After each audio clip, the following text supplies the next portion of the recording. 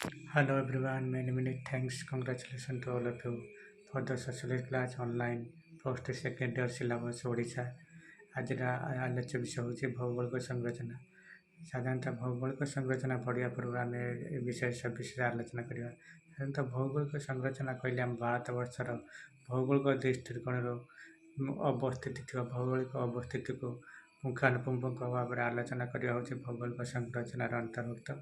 ଯଥା ଯେପରି ଆମ ଭୌଗୋଳିକ ଦୃଷ୍ଟିକୋଣରୁ ଭାରତବର୍ଷରେ ପାର୍ବତ୍ୟଭୂମି, ମାଳଭୂମି, ଚାରଣଭୂମି, ଜଙ୍ଗଲ ଜମି ଏବଂ ଏବଂ ମରୁଭୂମି ଆଦିର ସମ୍ୟକ ଅଧ୍ୟୟନ ପର୍ଯ୍ୟବେକ୍ଷଣ କରିବା ହେଉଛି ଭୌଗୋଳିକ ଅବସ୍ଥିତିର ଅନ୍ତର୍ଭୁକ୍ତ, ଯାହାକି ଭୌଗୋଳିକ ସଂରଚନା ଦୃଷ୍ଟିରୁ ଭାରତର ଉତ୍ତରରେ ହିମାଳୟ ଠାରୁ ଦକ୍ଷିଣରେ କନ୍ୟାକୁମାରୀ ପର୍ଯ୍ୟନ୍ତ ଭାରତ ବିସ୍ତୃତ ଏବଂ ପୂର୍ବରେ ବଙ୍ଗୋପସାଗର ଠାରୁ ପଶ୍ଚିମରେ ଆରବ ସାଗର ପର୍ଯ୍ୟନ୍ତ ବିସ୍ତୃତ।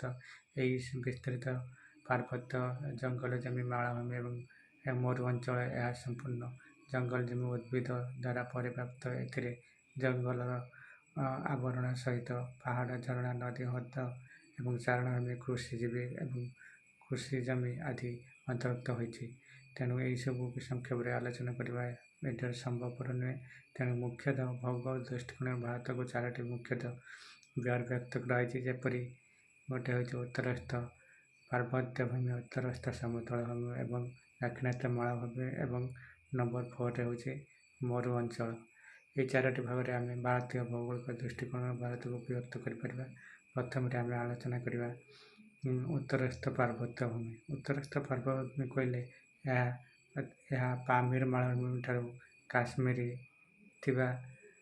କାଶ୍ମୀର ପର୍ଯ୍ୟନ୍ତ ସିନ୍ଧୁ ନଦୀ ପର୍ଯ୍ୟନ୍ତ ପରିବ୍ୟାପ୍ତ ଥିବା ଅଞ୍ଚଳକୁ ଆମେ କାରାକୋରମ୍ ପର୍ବତମାଳା କହିପାରିବା ଏବଂ ସିନ୍ଧୁ ନଦୀ ଠାରୁ ବ୍ରହ୍ମପୁତ୍ର ନଦୀ ପର୍ଯ୍ୟନ୍ତ ଥିବା ପର୍ବତମାଳାକୁ ଆମେ ହିମାଳୟ ପର୍ବତମାଳା କହିପାରିବା। ତାପରେ ନେକ୍ସଟ ଆମେ ଆଲୋଚନା କରିବା ଉତ୍ତରସ୍ଥ ସମତଳ ଭୂମି।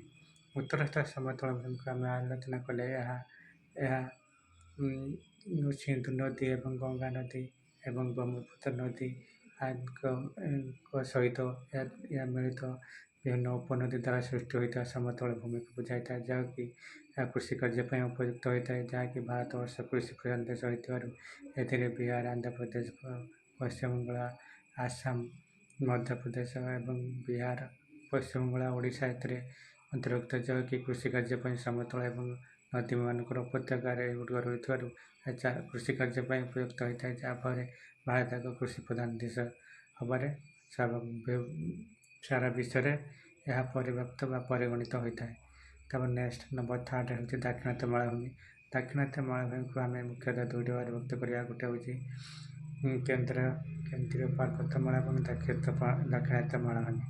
କେନ୍ଦ୍ରୀୟ ପାର୍ବତ୍ୟମାଳା ଏବଂ ଦାକ୍ଷିଣାତ୍ୟ ମାଳାକୁ ମିଶାଇ ଦେଲେ ଏଥିରେ ଏହା ଆମ ସମ୍ପୂର୍ଣ୍ଣ ମରୁଭୂମି ମାଳ ଅଞ୍ଚଳର ଯେପରିକି ଭୂଖଣ୍ଡକୁ ପରିବ୍ୟାପ୍ତ କରୁଛି, ଯେପରି ବିନ୍ଧ୍ୟ ପର୍ବତମାଳା, ଆରାବଳୀ ପର୍ବତ ଏବଂ ସାତପୁରା ପର୍ବତ, ଯାହାକି ଏହାର ସୀମା ନିର୍ଦ୍ଧାରଣ କରୁଅଛି ଯେ ପଶ୍ଚିମଘାଟ ଏବଂ ପୂର୍ବଘାଟ ପର୍ବତମାଳା ଭାରତର ମାଳଭୂମି ଅଞ୍ଚଳକୁ ସୀମାବର୍ତ୍ତନ କରୁଅଛି ବା ସୀମା ଚିହ୍ନଟ କରୁଅଛି, ଯାହାକି ଏଟା ଖାଲ ଢିପ ଗଡ଼ାଣିଆ ଅଞ୍ଚଳ ହୋଇଥିବାରୁ ଏହା କୃଷି ପାଇଁ ଅନୁପଯୁକ୍ତ ହୋଇଥାଏ।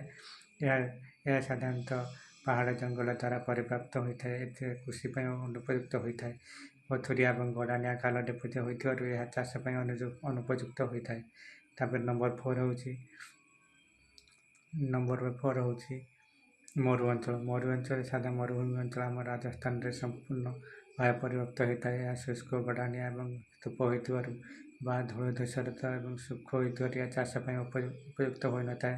ଏଥିରେ ପାଣିର ମଧ୍ୟ ସଙ୍କଟ ଦେଖାଯାଏ ଏବଂ ଏଥିରେ ଲୋକମାନେ ସହଜରେ ବିଚରଣ କରିବାକୁ କୃଷି କାର୍ଯ୍ୟ ପାଇଁ ଏହା ଅନୁପଯୁକ୍ତ ହୋଇଥାଏ ଏବଂ ଏଥିରେ ଲୋକମାନେ ସହଜରେ ବିଚରଣ କରିବା ବା ଚାଷ କରିବା ପାଇଁ ଓଟ ଉପରେ ବସିକି ଯିବା ଆସିବା କରିବା ପାଇଁ ସାଧାରଣତଃ ଦେଖାଯାଏ। ତେଣୁ ଏଥିରେ ପାଣିର ମଧ୍ୟ ସଙ୍କଟ ଦେଖାଯାଏ। ତେଣୁ କୃଷି କାର୍ଯ୍ୟ ପାଇଁ ଏହି ଅଞ୍ଚଳ ଅନୁପଯୁକ୍ତ। ଏହି ଅଞ୍ଚଳରେ ସାଧାରଣତଃ ରାଜସ୍ଥାନର ସମ୍ପୂର୍ଣ୍ଣ ଏରିଆ ଏହା ପରିବର୍ତ୍ତନ କରୁଅଛି। ତେଣୁ ଆଜିର ବିଷୟରେ ଆମେ ଆଲୋଚନା କଲେ ଭାରତର ଭୌଗୋଳିକ ଅବସ୍ଥିତି ଦୃଷ୍ଟିରୁ ଭାରତର ଅବସ୍ଥିତି ବା ଭୌଗୋଳିକ ସଂରଚନା। ଦେଖାବ ଆସନ୍ତା ଭିଡ଼ିଓରେ।